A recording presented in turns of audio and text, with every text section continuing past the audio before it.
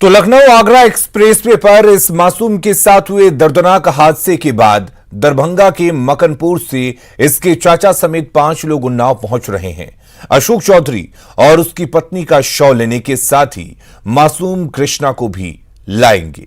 परिजनों के मुताबिक हादसे से करीब 1 घंटे पहले इस दंपति की दरभंगा में परिवार के लोगों से बात हुई थी और वे बहुत खुश थे कि घर आ रहे हैं। इधर कृष्णा को अब तक नहीं मालूम कि उसके माता पिता अब इस दुनिया में नहीं हैं। उसे बस इतना बताया गया है कि वे दोनों अस्पताल में हैं। परिजनों के मुताबिक अशोक चौधरी 10 साल से गांव से बाहर रह रहा था और हरियाणा के बहादुरपुर में वो निजी कंपनी में काम करता था, लेकिन हाल ही में उसने नई ऑटो खरीदी थी और उसी से अपनी जिंदगी चला रहा था। लॉकडाउन में घर आने की बात पर उसके पिता लगातार उसे रोक रहे थे, फिर भी वो नहीं माना और अपनी ही ऑटो लेकर चल पड़ा था। वहीं इस हादसे के बाद गांव में मातम पसरा हुआ है। पंजाब में एक शख्स के बिहार के एक शख्स की बेरहमी से हत्या की खबर है। घटना पटियाला के बानूर थाना क्षेत्र की है, जहां छपरा के भेल्दी का चंदन कुमार महतो एक सिख के यहां काम करता था। बताया जा रहा है कि जब चंदन ने अपने घर छपरा लौटने के लिए मालिक से मजदूरी का पैसा मांगा तो उसके मालिक ने उसका वेतन तो नहीं दिया, बदले में बुरी तरह से मारपीट कर उसकी हत्या कर दी। अब इस पूरे मामले में पंजाब पुलिस की भूमिका पूरी तरह से संदिग्ध नजर आ रही है, क्योंकि पुलिस के मुताबिक किसी चीज के गिरने से चंदन की मौत हुई है, लेकिन चंदन के शव पर जख्म के निशान मिले हैं।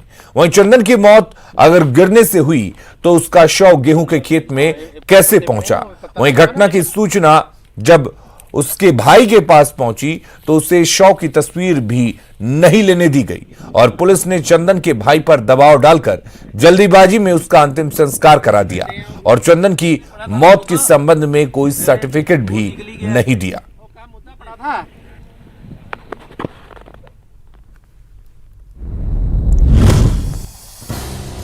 ऐसे में सवाल है कि गिरने से मौत हुई तो खेत में आखिर चंदन का शव कैसे पहुंचा। सवाल यह भी है कि चंदन के शव पर जख्म के निशान आखिर कहां से आए। साथ ही सवाल यह भी है कि उसके भाई को शव की तस्वीर लेने से आखिर क्यों रोका गया, क्यों नहीं उसे अपने भाई के शव की तस्वीर लेने दी गई। पुलिस की भूमिका पर यहां पर सवाल है। पुलिस ने आखिर जल्दबाजी में दाह संस्कार क्यों कराया और जो डेथ सर्टिफिकेट होता है वो उसे आखिर क्यों नहीं दिया गया। तो सवाल यह है कि क्या हत्यारे मालिक को पंजाब पुलिस बचाने की कोशिश कर रही है। पुलिस ने जल्दबाजी में जिस तरीके से दाह संस्कार कराया उसके बाद से सवाल कई उठ रहे हैं और इस बीच एक